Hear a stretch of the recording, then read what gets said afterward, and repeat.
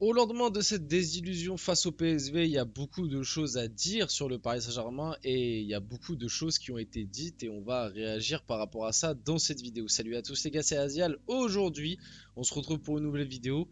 J'espère malgré tout que vous allez bien. Moi, je vais pas vous mentir, c'est pas c'est pas ouf hein, entre le fait que je sois un peu malade et que bah la prestation du PSG hier. Alors en soi, la prestation en tant que telle, on va dire que on a joué, ce qui est bien, mais on a aussi beaucoup raté.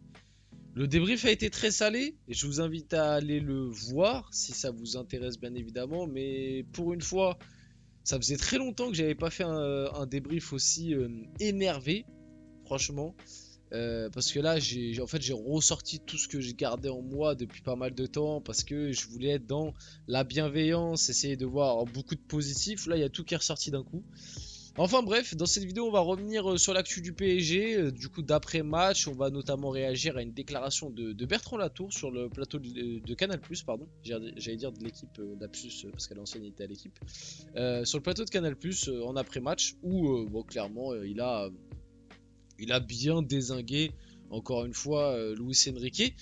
Donc avant que la vidéo commence et qu'on rentre dans le vif du sujet de la vidéo, n'hésitez pas à liker, à commenter, à partager et à vous abonner. Ça fait toujours plaisir et ça aide pour le développement de la chaîne. Et nous, on va pouvoir y aller dès maintenant. Et vite fait aussi, je voulais faire une petite apartie avant de lire ce que nous a dit Bertrand Latour sur le PSG, sur Luis Enrique, etc. Moi, je trouve qu'il y a un truc assez dingue depuis l'arrivée de Luis Enrique. Alors je sais pas si c'est parce que bah, c'est la nouvelle égérie du projet ou si c'est parce que beaucoup de gens le détestent par rapport à sa relation avec les journalistes ou alors à certaines de ses déclats, je ne sais pas, mais je trouve ça quand même dingue comment à chaque désillusion du Paris Saint-Germain, le premier visé à chaque fois c'est Luis Enrique et d'autant plus sur ce match-là. Moi, je suis désolé sur ce match-là, face au PSV, tu peux reprocher à Luis Enrique des trucs, mais venir le mettre en fautif numéro un, je trouve ça complètement fou. Quand t'as un mec sur le terrain qui s'appelait Ousmane Dembélé, qui porte le numéro 10, qui a le plus gros salaire du club et qui est censé être la star de cette équipe, qui te rate deux occasions que même, franchement, même un U7 les met, limite, hein. Moi, je trouve ça assez dingue que Luis Enrique, il accapare 80% des critiques et puis 20%, on va dire, allez, même 15% pour Dembélé et 5% pour Fabien Ruiz.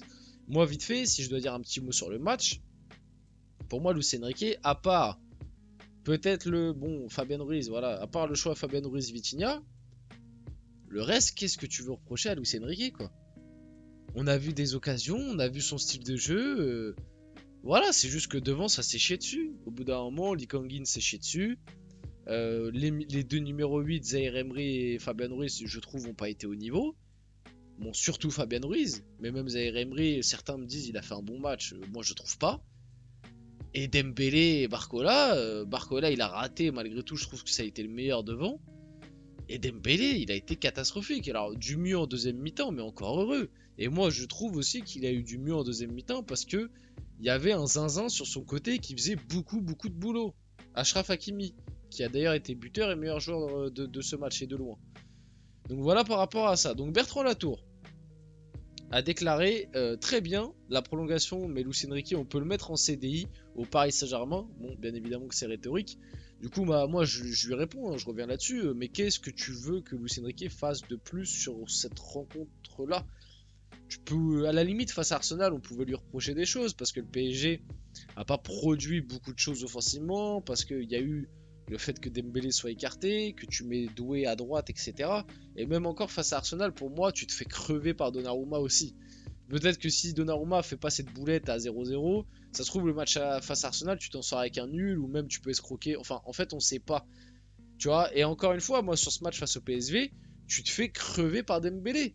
Dembélé te bouffe le match.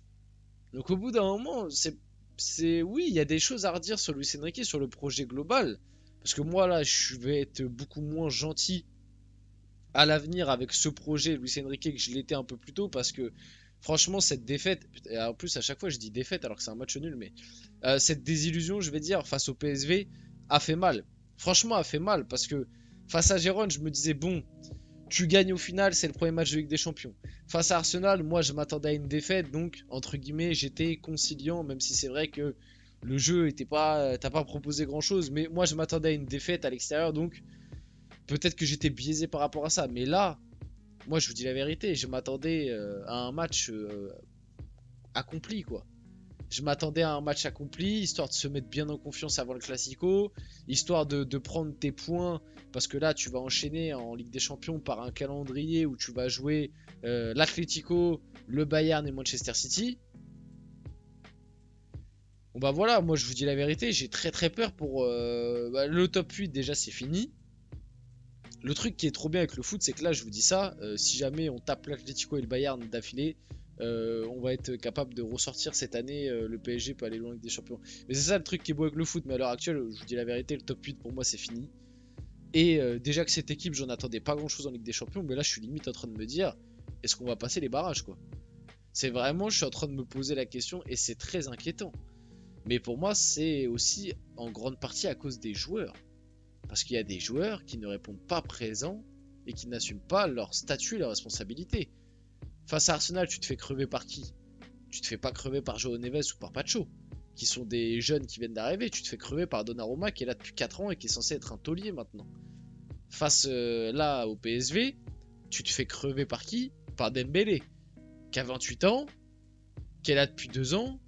Non, depuis 1 an, il est arrivé l'année dernière, pardon. Mais qui est censé être un taulier aussi, qui a joué au Barça, qui a joué à Dortmund, qui est l'un des plus vieux de l'effectif. Donc il y a bien un problème. Le PSG de Zlatan, le PSG de Mbappé et Neymar, ce match-là, il y a 2-0 mi-temps et 5 à la fin. Et sur ça, je peux pas le contredire. J'en ai même parlé dans mon débrief. Franchement, cette équipe du PSV, parce que je suis désolé, mais moi, cette équipe, en plus, cette équipe du PSV, il leur manquait leurs 2 meilleurs joueurs. Mais moi, je suis désolé, cette équipe-là, tu la mets face au PSG d'il y a 3 ans, il y a 3-4 ans, mais elle prend 4-0, quoi. Au parc comme ça, dans un soir de Ligue des Champions, en poule, en début de saison comme ça. Mais c'est 4-5-0. Mais c'est le tarif minimum. C'est le tarif minimum que mettait le PSG à ce style d'équipe-là il y a 3-4 ans. Et ça montre pour moi le downfall du club. Mais pas que depuis cette année. Pas que depuis cette année. Pour moi, c'est depuis. Finalement, depuis 2022. Pour moi, depuis 2022, entre la prolongation de Mbappé, Luis Campos, directeur sportif, des choix du mercato, une direction qui a changé. Depuis 2022, le club est en, j'ai l'impression, est en baisse constante. Je parle pas en termes de résultats foncièrement, parce que je vais pas. Moi, Luis Enrique, je suis pas du tout dans le truc de vouloir le tège ou quoi. Et j'oublie pas sa saison l'année dernière, qui pour moi, elle est réussie. L'année dernière, c'est l'une des meilleures saisons même du PSG depuis bien longtemps. Mais en termes de pure qualité d'effectif, en l'espace de 3 ans, c'est abyssal. Franchement, tu compares l'effectif du PSG actuel à l'effectif d'il y a 3 ans et tu prends en compte le fait qu'on a dépensé 700 millions, mais t'as envie de t'arracher les cheveux. Je te jure, t'as envie de t'arracher les cheveux. Et pourtant, moi j'y crois à cet effectif malgré tout, parce que je trouve qu'il y a des bons petits joueurs, que Luis Enrique peut faire un truc, mais on le voit bien qu'en Ligue des Champions, en tout cas actuellement, c'est beaucoup trop limité. Ou alors va falloir se remettre la tête à l'endroit, notamment à la finition. Barcola, il est très bon en Ligue 1, mais c'est pas le même niveau. Dembélé, les reproches sont hebdomadaires. C'est vrai que Barcola, pour l'instant, en Ligue des Champions, depuis le début de saison, on est un peu déçu. Maintenant, moi, j'ai pas envie de l'enterrer parce que, encore une fois, hier, moi, je trouve que c'est le meilleur des trois de devant. Alors, le plafond est pas très haut, mais voilà. Et Dembélé, par contre, moi, Dembélé, je commence à en avoir. Franchement, je vous dis la vérité, je commence à en avoir marre. Parce que le mec a le numéro 10, c'est le plus gros salaire du club, il veut des responsabilités, etc. Ok, il a mis 3-4 buts en début de saison. Très bien. On s'est dit, ah, peut-être que Dembélé cette année, ça va être une lancée différente. Et au final, moi, je trouve que là, il retombe dans ses travers. Il a été suspendu, enfin, écarté du groupe face à Arsenal. On a appris un peu après que finalement, c'était par rapport à son comportement et aussi par rapport à un retard à l'entraînement. Donc, ça veut dire qu'il n'est pas forcément full professionnel dans ce début de saison. Enfin, ça peut arriver, en fait, j'en sais rien. Mais en tout cas, il a été en retard. Et même dans ses prestations, moi, je vois un joueur frustré. Je vois un joueur frustrant. Un joueur qui veut trop prendre la lumière, qui à des moments force des tirs alors que l'année dernière il ne les forçait pas. Et moi, ça commence à m'agacer. Je vous dis la vérité, ça commence à m'agacer. Achraf Hakimi, c'est un match un peu bizarre, ça ne voulait pas rentrer et c'est pour ça qu'on n'a pas gagné. On domine tout le match, mais on aurait pu en marquer 3 ou 4, mais c'est bien ça le problème. C'est que j'ai l'impression qu'en Ligue des Champions, et même à des moments en Ligue 1, mais c'est plus rare, c'est surtout en Ligue des Champions, parce que là, l'analyse d'Hakimi, elle est plutôt juste, mais en Ligue des Champions, ça fait beaucoup de matchs depuis l'arrivée de Luis Enrique qui sont comme ça, où tu domines, où tu as des grosses occasions, et même quand il y avait Mbappé, mais tu marques pas. Alors est-ce que le problème vient des attaquants ou est-ce que le problème vient du mental ou de ce que insuffle Luis Enrique? Je sais pas. On va finir la vidéo là-dessus. J'espère que cette vidéo vous a plu. Si c'est le cas, n'hésitez pas à la liker, commenter, partager, vous abonner. Les gars, c'était Azial et on se retrouve très rapidement pour une prochaine vidéo.